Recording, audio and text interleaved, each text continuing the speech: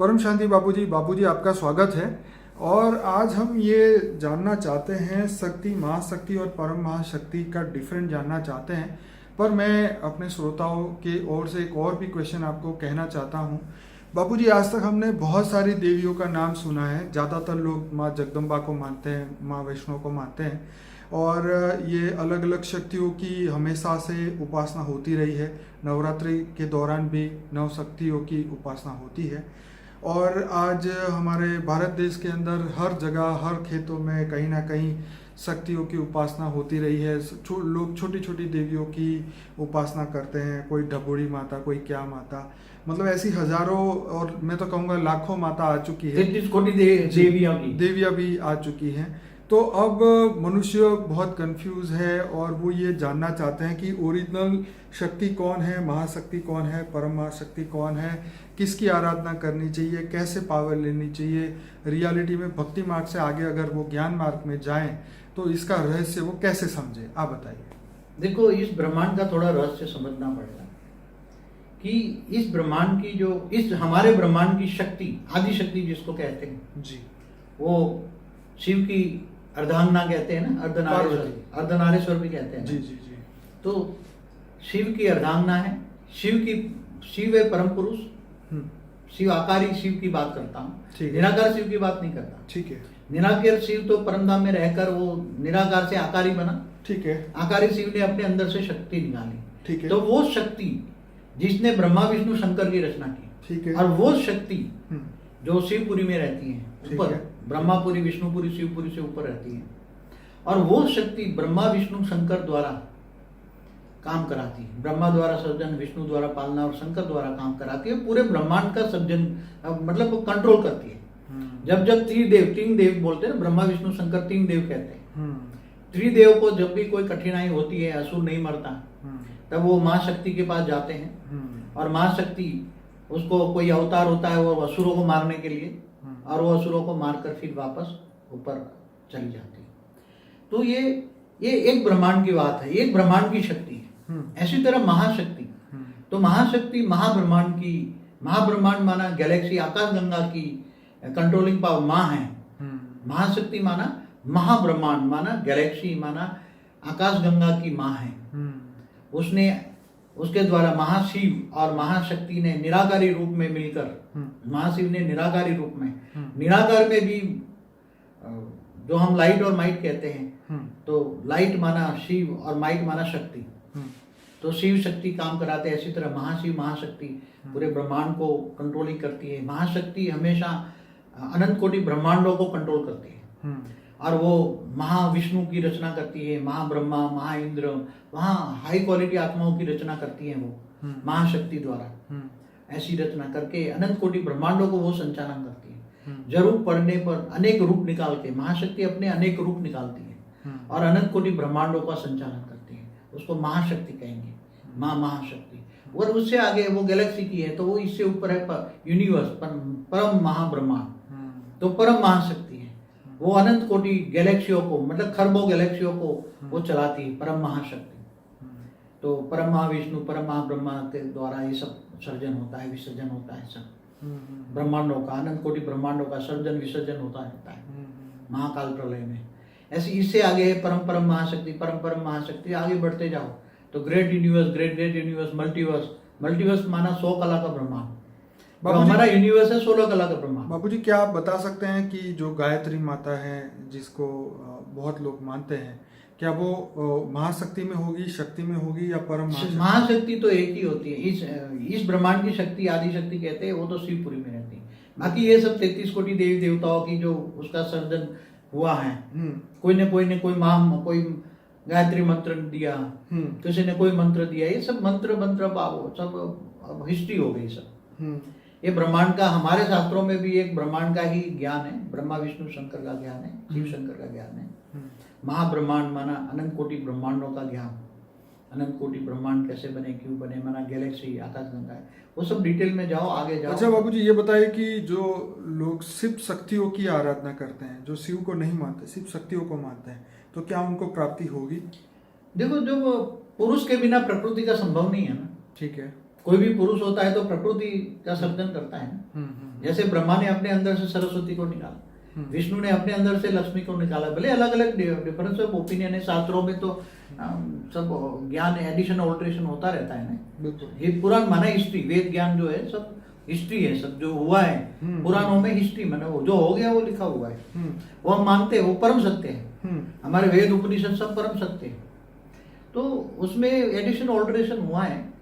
मगर इससे आगे अब एक ब्रह्मांड से आगे चलो ना, शिव माँ, इस शिव शक्ति से आगे चलो। तो बापूजी किसी को महाशक्ति या परम महाशक्ति से पावर लेना हो तो उसके कौन से फॉर्म को याद करे, किस तरीके से उससे पावर? देखो, महाशक्ति परम महाशक्ति, हमने एक वीडियो बनाया था शिव महाशिव परम महाशिव जी। तो उससे आगे भी ओरिजिनल सोर्स तो शिव होता है ना। शिव परम पुरुष है, तो प्रकृति परम प्रकृति की रचना करता है। ओरिजिनल ब्रह्मांड का मान जो है निराकार ब्रह्म होता है ना। निराकार कोई पूर्ण ब्रह्म कहते हैं ना, चाहे निराकार शिव हो, चाहे महाशिव निराकार हो, चाहे परम महाशिव निराकार हो। ऐसी तरह इससे आगे बढ़ते जाओ तो बेहद की कला का ब्रह्मांड की उपासना करो, उसमें बेहद की कला की परम महाशक्ति है। क्या? बेहद की कला की परम महाशक्ति, वो सर्वोच्च शक्ति है, सर्वोच्च परम परम परम महाशक्ति है, बेहद की परम परम महाशक्ति है। मगर तुम चाहो तो उनके पास जा सकते हो, तुम आत्मा में ज्ञान आ जाए तो तुम वो पद पा सकते हो। तुम जैसे जीव से शिव बन सकता है ना, और शिव के पास जाए तो महाशिव के पास भी जा सकता है, गैलेक्सी में जाता है। हमारी सोल ऑफ जर्नी में हमने बताया, आत्मा अगर चाहे तो सब कुछ बन सकता है। तो तुम भी बेहद की परम परम महाशक्ति अपने ज्ञान से जानो तो बन सकती हो, और ऊंच से ऊंच परम धाम में जा सकते हो, बेहद की कला के परम धाम में जा सकते हो, और बेहद की कला के परम धाम में जाकर वहाँ बेहद के अविनाशी परम धाम में तुम रह सकते हो। बापूजी, जो गुजरात में खोड़ियार माता, गायत्री माता, बहुचर माता, जगदम्बा के कई रूप है, तो ऐसी 64 जुगनियों की भी बात हुई है, बहुत सारी ऐसी देवी देवता। तो ये सब क्या सिर्फ इस धरती लोक की या ये मृत्यु लोक या पृथ्वी लोक पर ही इनकी वो होती है आराधना, कि सूक्ष्म दुनिया में भी इनकी आराधनाएं होती हैं? जैसे मैं बताऊंगी, जो 33 करोड़ देवी देवता जो तीसरे लोक में रहते थे ना, वो लोग बुबुरु लोक स्वर्ग लोक में ऊपर रहते थे ना, 33 कोटि देवी देवता। तो इससे ऊपर भी स्वर्ग लोक से ऊपर महालोक, जनलोक, तपलोक, फिर ब्रह्मापुरी। तो ऊपर ये जो ब्रह्मापुरी तक कई अच्छी आत्माएं देवियां थी। यहाँ जो 33 कोटि देवी देवता स्वर्गलोक वाली भी देवियां थी, तो उसका अपना एक सेल डाल के अवतार लेती थी। वो देवियां धरती पर अवतार लेती थी, कोई कुल का उद्धार करने के लिए, कोई उसका कोई कनेक्शन होता था। बाबू जी, मेन तो 3 देवियां हुई ना, जो शंकर जी के साथ पार्वती की बताई, ब्रह्मा जी के साथ सरस्वती बताई, और ब्रह्मा और कौन था, लक्ष्मी, विष्णु के साथ लक्ष्मी बताई। उन 3 देवियों ने ही बाकी की सभी देवियों को निकाला होगा, और फिर 33 कोटि देवता। नहीं, ऐसा नहीं है, ऐसा फॉर्मेशन नहीं है। अच्छा, तो वो मैंने पूरे ब्रह्मांड, क्रिएशन ऑफ ब्रह्मांड, यूनिवर्स, गैलेक्सी सब देखना, उसमें बहुत वीडियो लंबा हो जाएगा, सब बताने जाऊंगा।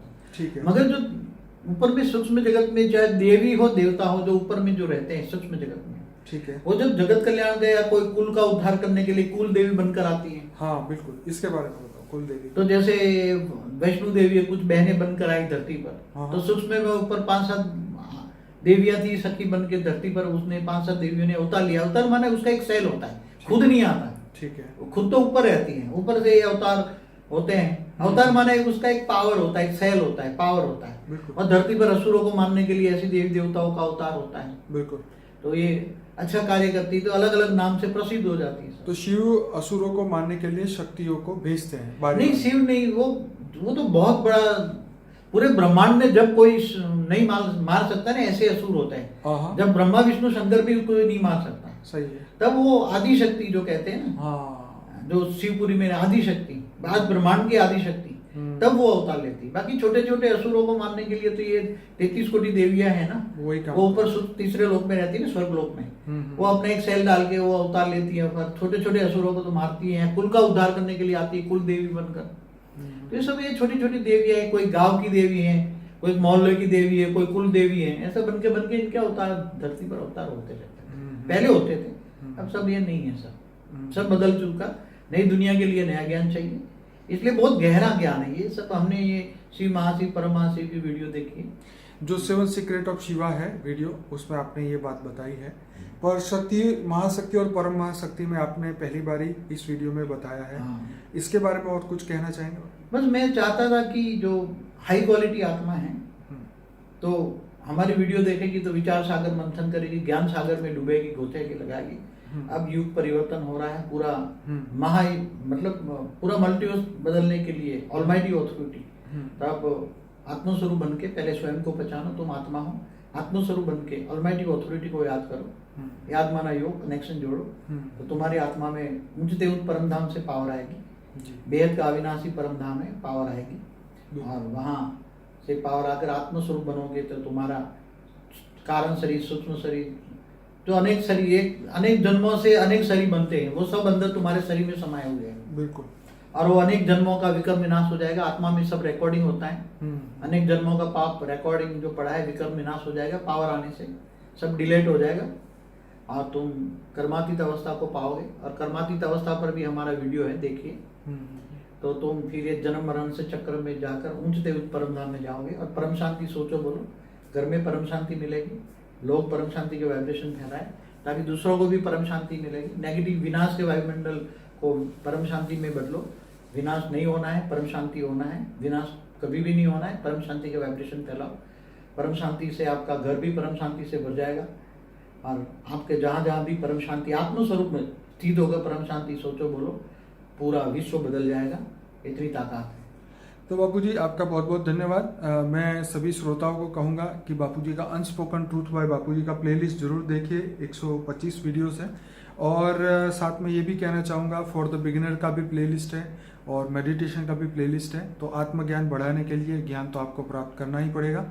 तो ये यूट्यूब ही एक सहारा है जिसके माध्यम से आप सभी लोगों तक ये वीडियो देख सकते हैं। और हम ये भी चाहते हैं कि आप इस वीडियो में लाइक करें, शेयर करें, कमेंट करें, ज़्यादा लोगों को ये लिंक व्हाट्सएप के द्वारा फॉरवर्ड करें ताकि ये ज्ञान दुनिया तक जल्दी से जल्दी पहुंचे।